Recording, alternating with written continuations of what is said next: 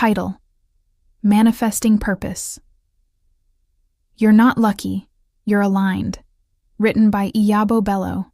Narrated by Joanne. Chapter 1. The Mystery of Luck. We talk about it, wish for it, even cross our fingers in hopes of summoning it. Some carry charms. Others consult horoscopes, and many attribute their greatest wins or most painful losses to it. But what is luck, really? Is it something we can touch? Something tangible? Or is it just a name we give to a series of coincidences, opportunities, or events? This is where our journey begins, on a quest to understand if luck is real and, more importantly, if we can manifest it. Let's start with a common scenario. You wake up, but everything feels off. Your alarm didn't go off. You spill coffee on your shirt. The train is delayed.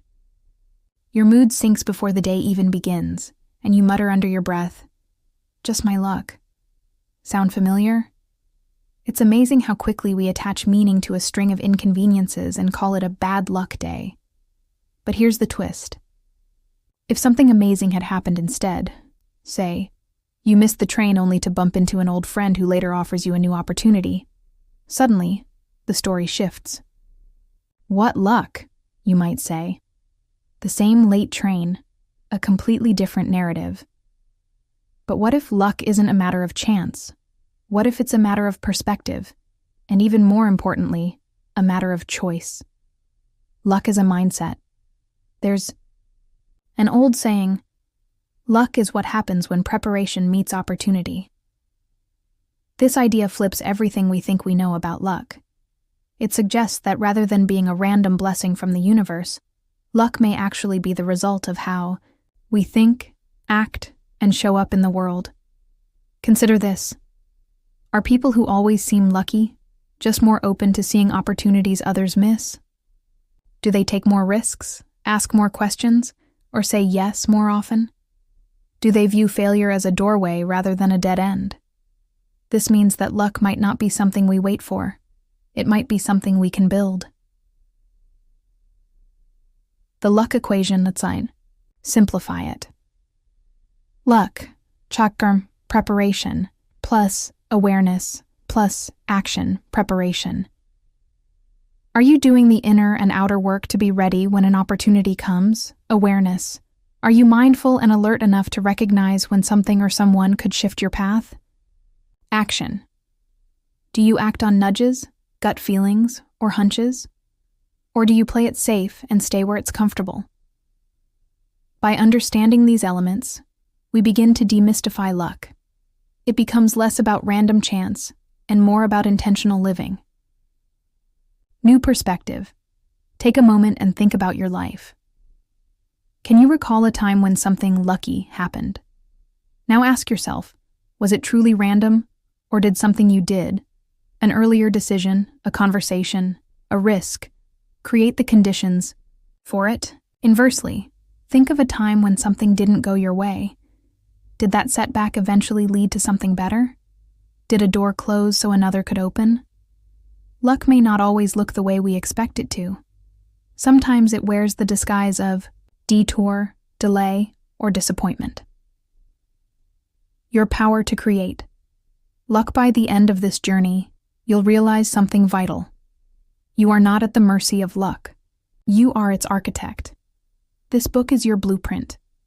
You'll learn to think differently, act intentionally, and begin to spot the hidden threads that connect your actions with the outcomes you once called luck. So ask yourself, right here and now, what if your next lucky break is just one brave decision away? And more importantly, what if you could learn to create luck every single day?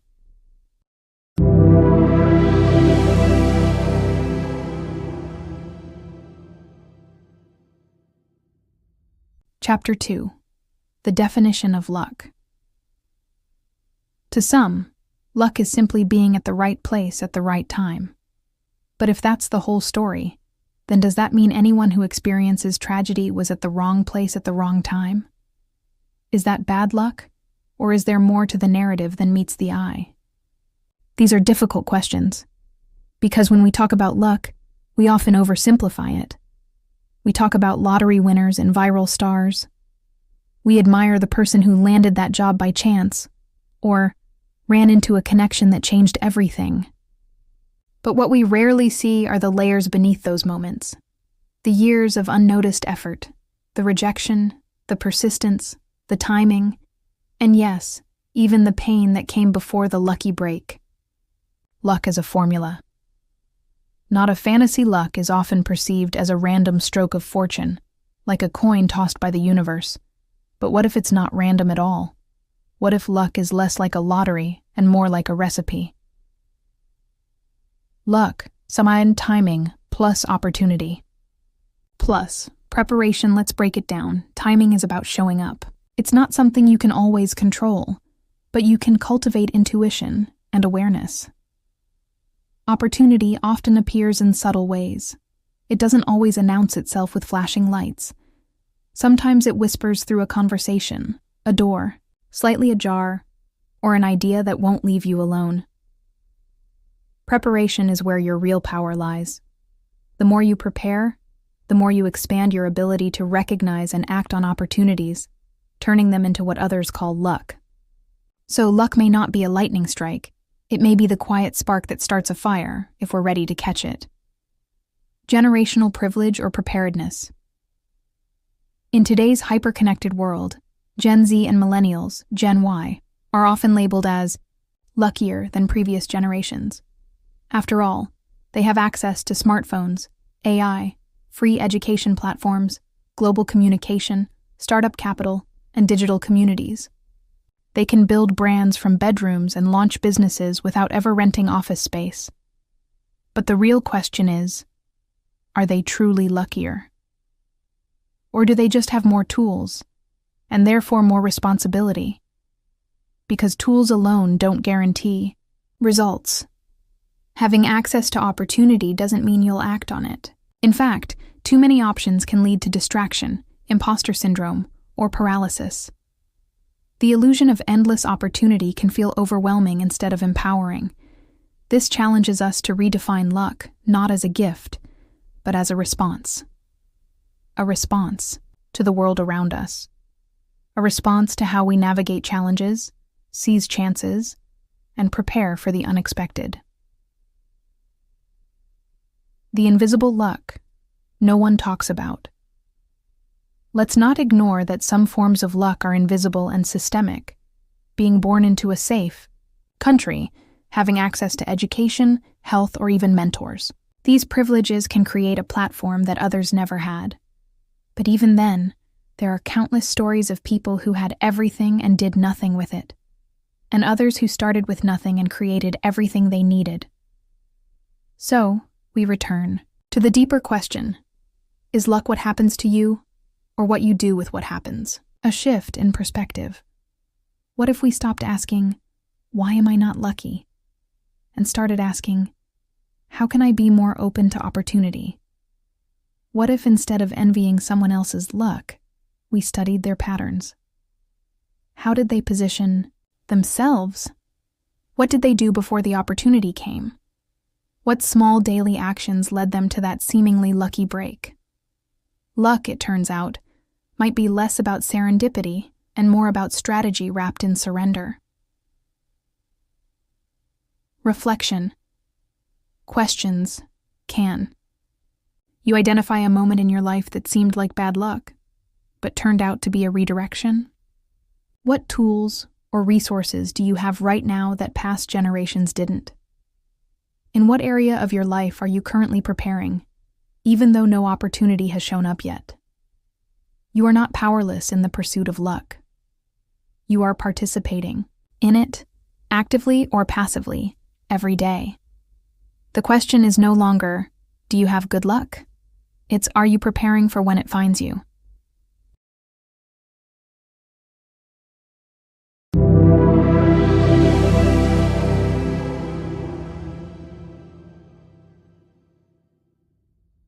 Chapter 3. The Role of Opportunity. We've all heard the phrase, opportunity comes knocking. But what if it doesn't? What if your door stays quiet, No knock, no sign, no grand invitation. Do we sit around and wait, hoping for a miracle? Or do we roll up our sleeves, build the door, and start knocking on it ourselves? This is where the concept of opportunity shifts from being a matter of chance to a matter of choice. And this is also where we begin to see the deeper relationship between opportunity and what we often mislabel as luck. Opportunists or architects? There's a word we sometimes use to describe people who don't wait for life to happen. Opportunists. They scan the room. They listen for gaps in conversation. They say yes, even when they're scared. They volunteer for the task no one else wants. They email the CEO with a bold pitch. They build businesses out of heartbreaks. They don't wait for opportunity to come to them.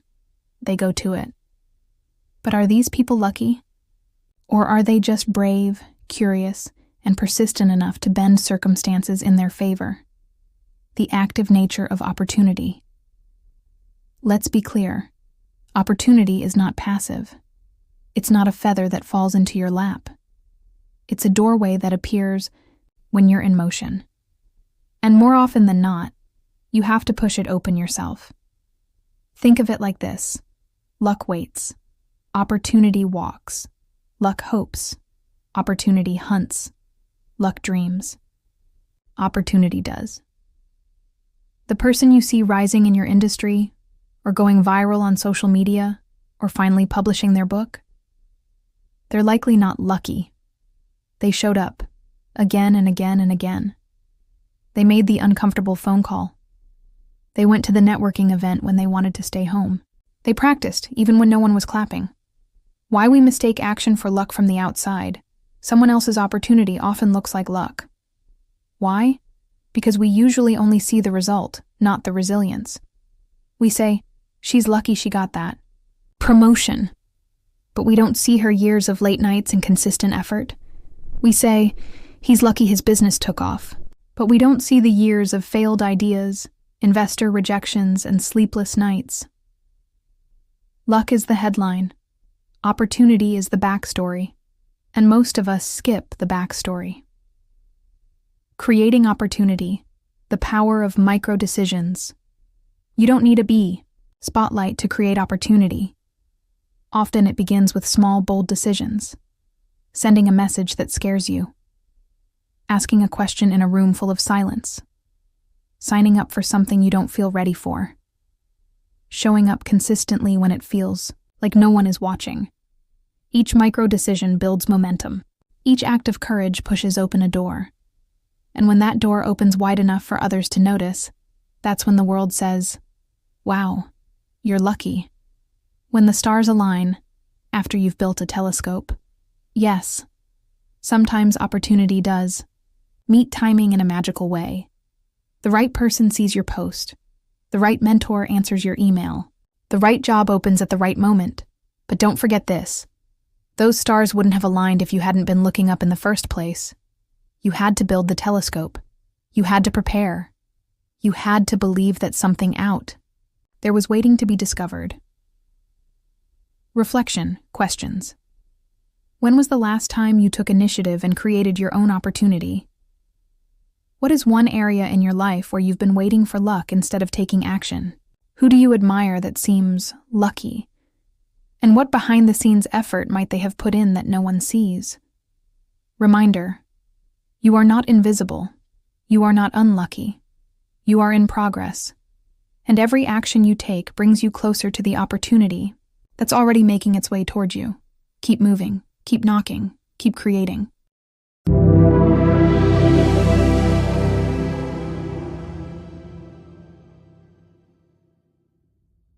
Chapter 4. Manifestation, a modern concept. Manifestation.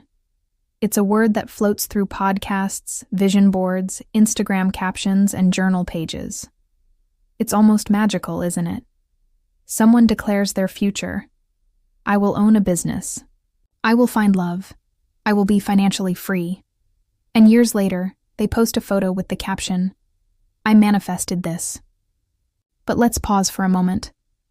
Was it really manifestation that brought the dream to life? Was it luck? Or was it something deeper, an alignment of intention, belief, and action? Beyond the buzzword, manifestation is more than just a trend or a TikTok hashtag. At its core, it is a mindset shift, a deliberate decision to believe in a vision before the evidence shows up.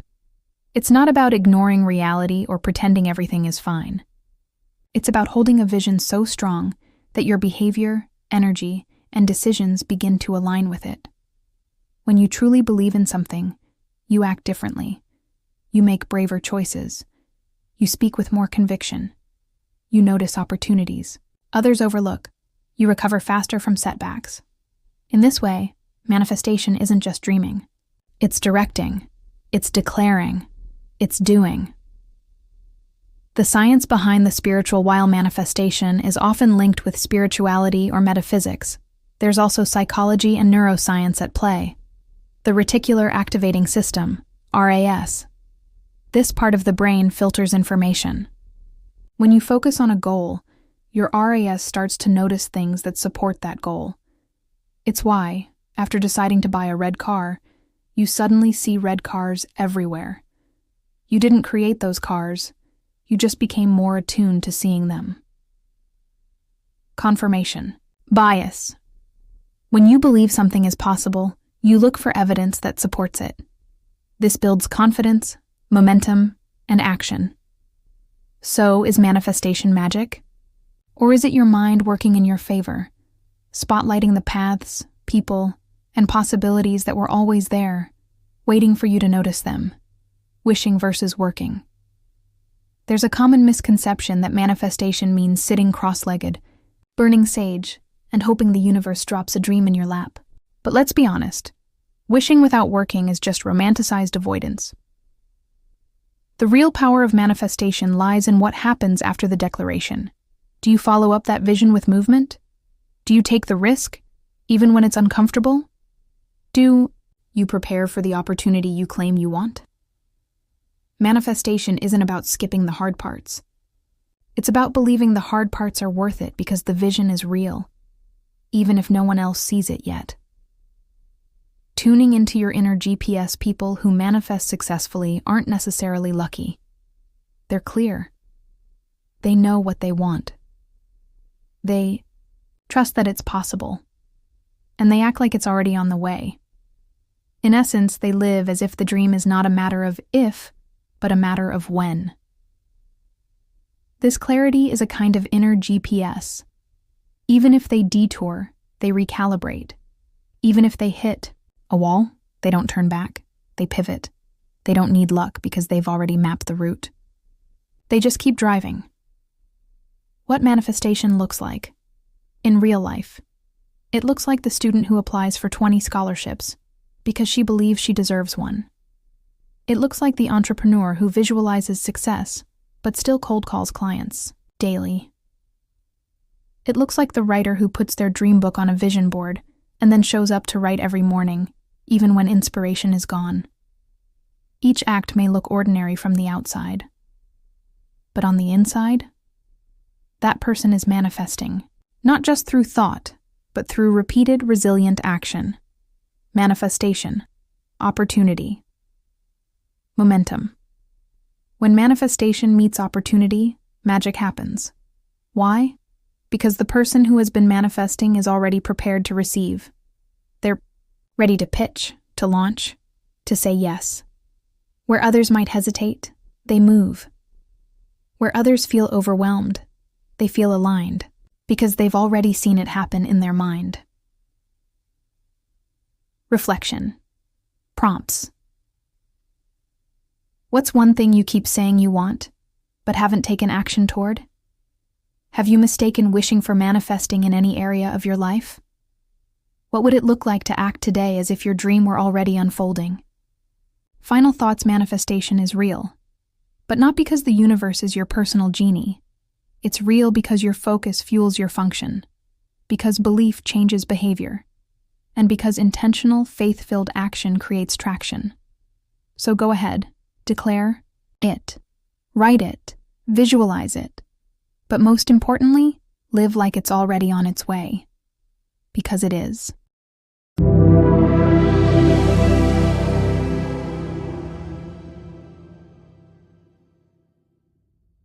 Chapter 5. Coincidence or Divine Purpose? We've all experienced it. That strange, inexplicable moment when everything lines up so perfectly it leaves you wondering, was that just a coincidence? Or was it meant to be? Perhaps you found a job opportunity the exact week your savings ran out. Maybe you bumped into someone who ended up changing the course of your life, or you were delayed by 5 minutes, only to avoid an accident you didn't know was waiting ahead. To some, these moments are nothing more than chance. To others, they're evidence of divine orchestration, an unseen hand guiding the pieces into place. But how do we know the difference? The thin line between chance and calling. The dictionary defines a coincidence as a remarkable concurrence of events or circumstances without apparent causal connection. But what if the connection is there, just hidden from our limited human view? We live in a world that loves logic, reason, and proof. And yet, life often dances to rhythms we can't fully explain. Stranger shows up with exactly the message you needed to hear. A closed door leads you to a better one you never considered. A heartbreak eventually becomes your breakthrough. Is that luck? Is it randomness? Or is it a quiet whisper from something or someone bigger than us? The story of the man who wouldn't stay. Dead. Let me take you to a remote village in Africa. There lived a man, known in his community for his resilience, and for something far more unusual. Multiple times, he was believed to be dead. His body would go cold, his breathing would stop, and his family would begin funeral preparations. But just before the final rites, he would wake up, confused, alive, and utterly bewildering to everyone around him. The first time, they called it a miracle. They called it The second time, they said it was impossible. By the third time, they stopped trying to bury him altogether. What was happening? Some said he had a rare medical condition. Others believed he had been chosen, preserved by divine purpose, his time not yet come.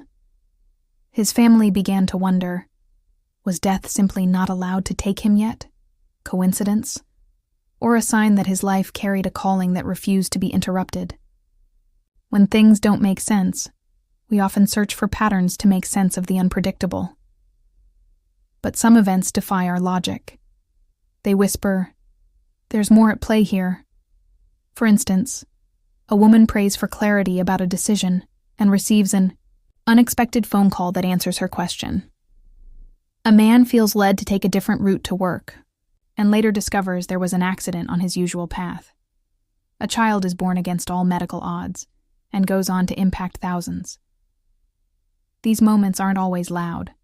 They don't come with flashing signs, but they leave us with goosebumps, awe, and a sense that something divine just brushed past us. Luck versus divine timing. So how do we tell the difference between blind luck and divine purpose? Here are a few questions to consider. Does this moment feel connected to something bigger than you? Did this event carry a deeper lesson or message? Did it happen with such precision that you couldn't have planned it yourself? Has it shifted your perspective, path, or priorities in a meaningful way? Divine timing often works in the background, slowly, subtly, and then suddenly. What looks like a delay might be protection. What feels like rejection might be redirection. And what seems like random chaos may be divine choreography. Faith, fate, and free will. This isn't to say that everything is predestined. We still have free will. We make choices. We take action. We live. But maybe, just maybe, the universe, or God, or whatever name you give the divine, is working with us, not against us.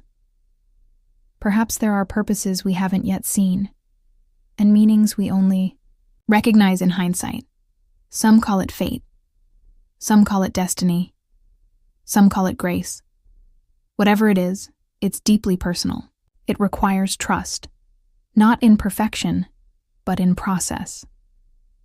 You are not an accident. Whether you believe in coincidence or divine purpose, one thing is certain: your life matters. Your story is unfolding in ways you might not understand yet. And even the most ordinary days might be carrying extraordinary significance. Perhaps you're not just lucky. Perhaps you're guided. Perhaps every detour, delay, and divine moment is part of a story that's still being written. Reflection romps. Can you recall a moment in your life that felt like more than coincidence? What did it teach you? Do you believe in divine timing? Why or why not? How would your perspective on challenges change if you believed they were part of a greater plan? Final thoughts. Sometimes we only recognize divine purpose in reverse, in the rearview mirror of our lives.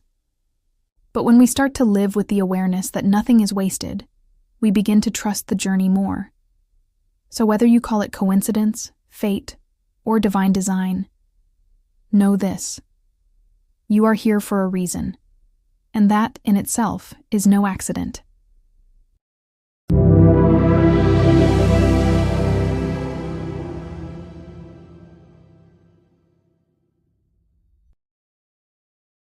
Chapter 6. The Story of Esther: Luck or Divine Orchestration. To truly understand the intricate dance between luck, opportunity, and divine purpose, we must look at one of the most captivating stories in history, the story of Esther. At first glance, Esther's life might appear to be a stroke of good fortune, a rags-to-riches tale. But as we peel back the layers, we find a narrative saturated with divine timing, bold action, and unshakable purpose. A young woman in the shadows, Esther, was a Jewish orphan living in exile under Persian rule. Raised by her cousin Mordecai, she lived a quiet, ordinary life, far from royalty or influence. There was nothing about her background that indicated she would one day shape the destiny of a nation. She wasn't wealthy. She wasn't born into power. She wasn't even free to practice her faith openly, and yet she was chosen. When the Persian king, Xerxes, dismissed his queen, a search for a new queen began, one that would span the entire kingdom. Esther, beautiful and gracious, was taken into the palace along with other young women. Some might say she was lucky. Others might see a deeper hand at work. Was it a coincidence that Esther, of all the women in the kingdom, was selected? Or was it divine positioning? For such a time as this. While Esther was queen, a dark plot emerged. Haman, a high-ranking official with a personal vendetta, sought to destroy all the Jews in the empire. Unaware of Esther's heritage, he convinced the king to issue a decree for their extermination. This was a moment of crisis, a moment that demanded more than luck. Esther had access to the king, but the law was clear. Approaching the king without being summoned could mean death, even for the queen. It was then that Mordecai sent a message to Esther, urging her to speak up. His words still echo with power. Who knows but that you have come to your royal position for such a time as this? Esther 4:14. In this pivotal moment, Esther had a choice. She could stay silent and hope for survival, or step into her calling and risk everything. She chose courage. She chose purpose. And in doing so, she became the vessel through which an entire people were saved. Divine orchestration in disguise. Looking at the chain of events, it's tempting to call them coincidences. A king dethrones his queen. A Jewish girl becomes queen. The king can't sleep one night and ends up reading records that honor Mordecai. Esther hosts a series of banquets at just the right time. Haman's evil plans are exposed at the very table he dines at. Coincidences? Or a divine script unfolding in real time? Esther's story teaches us that what seems random in the moment can later be seen as divine precision. Every delay, every twist, every hidden identity served a higher purpose. The invisible threads of providence were weaving something extraordinary. How this applies to us, we often don't see the full picture of our lives while we're living it. Like Esther, we may feel unseen, overlooked, or unsure of why we've been placed in certain situations. But here's the truth. Sometimes what looks like a detour is actually a divine setup. You may not be standing in a palace, but you are positioned for a purpose. That job you almost didn't apply for, the friend you randomly met, the moment you felt nudged to speak up. These could be the modern echoes of divine orchestration in your own story. What if the difficult season you're in is preparing you to be an answer for someone else? What if your current influence, no matter how big or small, is exactly what someone else needs? Just like Esther, your courage, your timing, and your yes might save lives, open doors, or spark movements. Purpose over probability. Luck is often seen as winning the lottery of life. But Esther's story invites us to shift our lens, from probability to purpose. Esther didn't win a crown by chance. She walked into her calling with boldness and faith. She understood that her position wasn't just for her own comfort, it was for impact. Ask yourself, am I in this season for a reason? What opportunities am I being given to stand in the gap for others? What have I been through that might equip me to lead, heal, or serve? Final thoughts. Esther's story isn't just an ancient tale, it's a blueprint. It reminds us that we are never just lucky. Our positioning in life is rarely accidental. Even the quiet seasons are preparation for pivotal moments. So when life feels random, unfair, or confusing, remember Esther. Remember the divine choreography behind what seemed like chance, and trust that you too were created for such a time as this. Reflection, prompts. Can you identify a moment in your life that felt random, but now looks purposeful in hindsight? What areas of your life feel uncertain right now? And how might they be part of a greater orchestration? Where might you be called to act boldly for the benefit of others, even at a personal cost?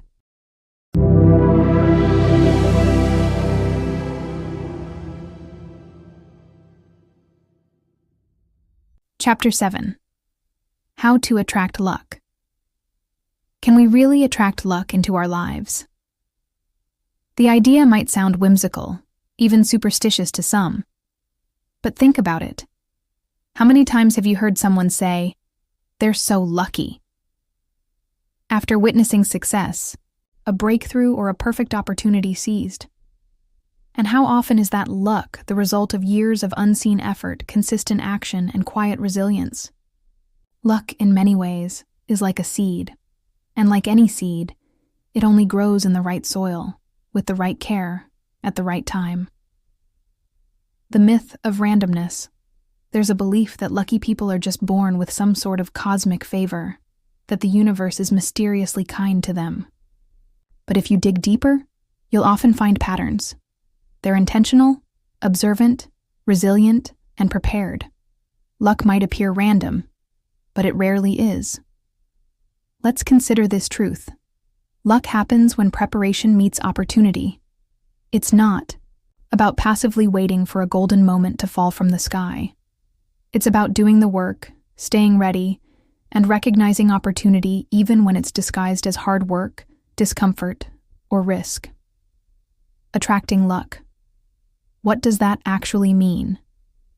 To attract something means to draw it toward you. So, when we talk about attracting luck, we're really talking about becoming the kind of person that luck tends to follow. Here's how. Prepare consistently. The most successful people don't wait to be noticed. They're always refining their skills, knowledge, and mindset. When the right opportunity appears, they don't fumble. They rise. Ask yourself, what am I doing today to prepare for the future I desire? What skills, connections, or habits am I building? Be bold enough to say yes. Opportunities rarely show up looking perfect. Sometimes they show up as a last-minute invitation, a new job that scares you, or a phone call you're unsure about. Those who attract luck say yes, even when they feel afraid. Remember, luck doesn't always feel lucky at first. It might feel like risk. Stay curious and open. The more you explore, learn, and expand your environment, the more doors open. Curiosity draws connections that others might miss. Lucky people are often just more open-minded and more observant. Be generous and kind. It's no coincidence that generous people seem to attract good things. Why? Because they create networks of goodwill. Their kindness builds relationships that eventually bear fruit. People want to help those who help others. That's not luck. It's the law of reciprocity. Seeing through the lens of purpose. We often confuse divine orchestration with luck. Like Esther, we might not realize the fullness of our preparation until we are standing in a moment that demands our exact set of experiences, relationships, and wisdom. What appears to be luck is often God's purpose disguised in ordinary events. So instead of chasing luck, what if we pursued alignment? Alignment with our purpose, alignment with our values, alignment with what we're being called to do, even if it's uncomfortable. Because when you're aligned, you naturally attract opportunities, people, and moments that fit the direction of your destiny. The Esther effect. Esther didn't know her preparation would one day save a nation, but she remained faithful, graceful, and courageous. And when the moment came, she didn't hesitate. What if your preparation today is for a future moment you can't yet see? What if, like Esther, your current position, no matter how ordinary, has been divinely orchestrated to intersect with someone else's breakthrough? To the outside world, your rise might look like luck, but you'll know it was preparation. Plus opportunity, plus divine alignment, actionable ways to attract luck. Here are a few habits to integrate into your life. Keep a preparation log. Write down weekly what you're learning, building, or improving. Practice courageous yeses. Challenge yourself to say yes to one uncomfortable opportunity per month. Network with intention. Build authentic relationships, not just for gain, but for connection and mutual value. Celebrate small wins. Gratitude amplifies. Awareness. The more you notice the good, the more good you attract. Final thoughts. You may not be able to control every event in your life, but you can prepare. You can position yourself. You can align with purpose. And when you do, luck might just start showing up more often, not because it's magic, but because you've finally become the person ready to receive it. Reflection. Prompts. What are you currently preparing for, even if you're not sure what the outcome will be? Have you ever said no to an opportunity because it didn't look like what you expected? In what ways can you create more alignment between your daily actions and your bigger dreams?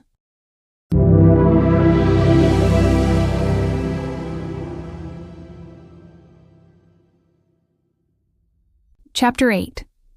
The intersection of faith and manifestation. Today, the concept of manifestation dominates many self-help conversations. You've likely seen posts that say, "Speak it into existence," or "The universe gives you what you believe you deserve." And while there's truth in the idea that your thoughts shape your reality, there's something deeper, something sacred, about the intersection where faith meets manifestation. Let's go back to Esther. She didn't write down her goals and visualize herself in a palace, hoping the universe would align. She didn't chant affirmations and wait. She acted in faith.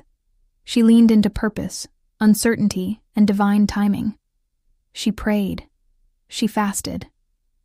She risked her life. It wasn't just her desire to succeed. It was her trust in God's timing, her courage to move when it mattered most, and her willingness to sacrifice for something greater.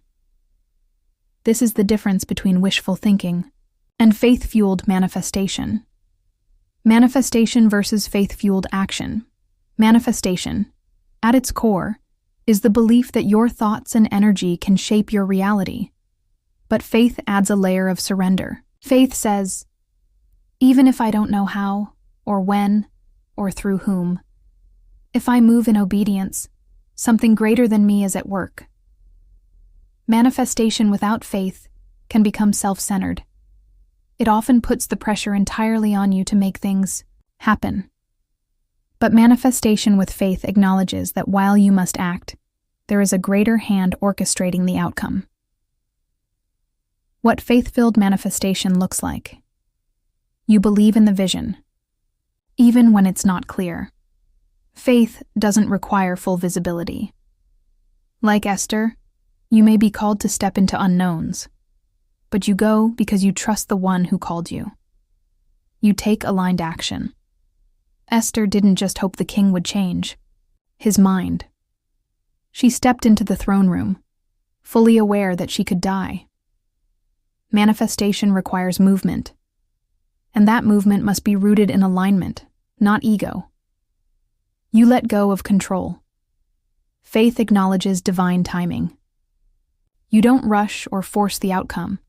Instead, you prepare your heart and let each step unfold with obedience and trust. Esther's example, faith in action. When Mordecai said, "Who knows but that you have come to your royal position for such a time as this?" He reminded Esther, and us, that our positioning is never random. Her manifestation of purpose wasn't birthed in comfort. It came through tension, risk, faith, and obedience. She didn't just manifest her way into impact. She moved her way into it, rooted in faith. The bridge between heaven and earth faith is the bridge between what you hope for and what you live through. Manifestation gives you the language of belief.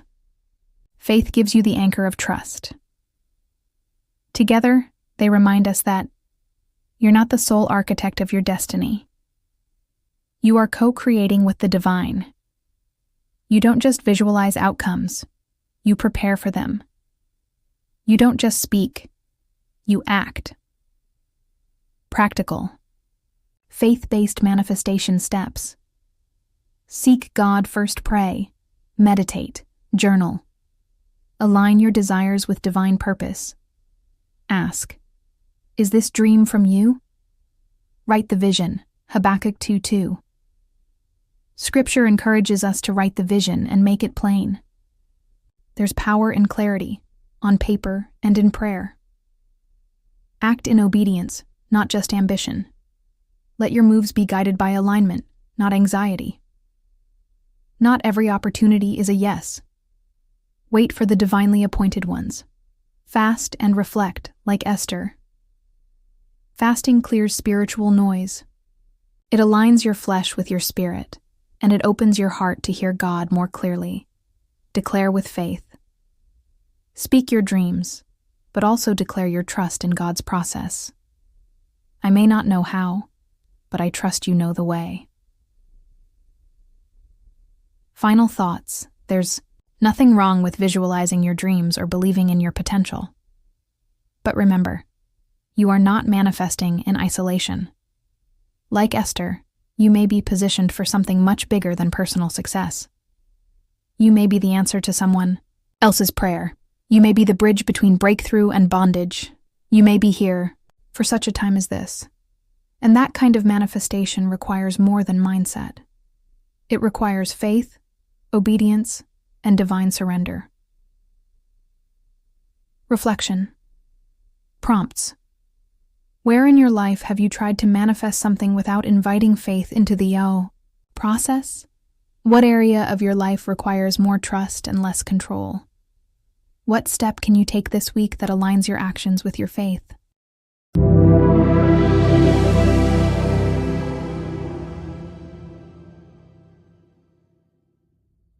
Chapter 9. Divine Orchestration versus Luck. Take a moment. Reflect on your life. Have you ever experienced a moment when things just worked. A door opened that you didn't knock on. A person came into your life right when you needed them most. A missed bus kept you from being in the wrong place at the wrong time. A last-minute decision changed the course of your story entirely. Was it luck? Or was it something greater? When things fall into place, we often say, "It was just good luck," when we can't explain how everything aligned. But what if those unexplainable alignments are actually intentional? What if the timing wasn't random, but divinely appointed? The concept of divine orchestration suggests that our lives are not a string of disconnected coincidences, but part of a greater story, one where each chapter, each delay, each twist serves a purpose beyond our comprehension. The Esther blueprint Esther didn't rise to royalty by sheer chance. Her placement, timing, and influence were all part of a divine setup. At a glance, it may have looked like luck that she was chosen as queen, but behind the scenes, it was purpose unfolding. And when the moment came for her to act, she had a my choice, to shrink in fear or to stand in faith. Her decision didn't just affect her, it impacted a nation. That's the power of divine orchestration. It positions us for moments that require both trust and courage. It gives us the opportunity, but we still have to choose. Luck is passive. Divine orchestration is intentional. Luck often feels like something that happens to us. It's external. It's passive. But divine orchestration is personal. It is precise, and it requires our participation. It calls for faith when the plan doesn't make sense. Courage to step forward, even when the outcome isn't guaranteed. Discernment to recognize the divine in what seems like a coincidence. When faith meets favor, think about the moments in your life when you said, "I don't know how this happened, but I'm grateful it did." Now ask yourself, what if it didn't just happen? What if you were led here, step by step, even in your uncertainty, even in your waiting? This is what happens when faith meets favor. You begin to see your life not as a series of lucky breaks, but as a carefully composed symphony conducted by the divine. Questions for self-reflection. Can you recall a time when something you thought was a setback ended up being a setup? What coincidences in your life might actually have been divine appointments? Are there areas where you've been waiting for luck but ignoring divine nudges to act? Final thoughts. You were not created for randomness. You were created on purpose, with purpose, and for purpose.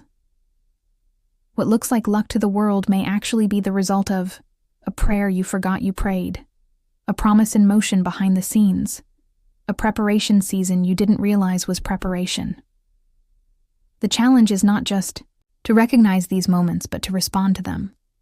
Like Esther, you may be positioned for such a time as this, not because of chance, but because of divine orchestration. Affirmation. I am not a product of luck. I am walking in divine alignment. Every step I take is ordered. Every delay is purposeful, and I trust the one who writes my story.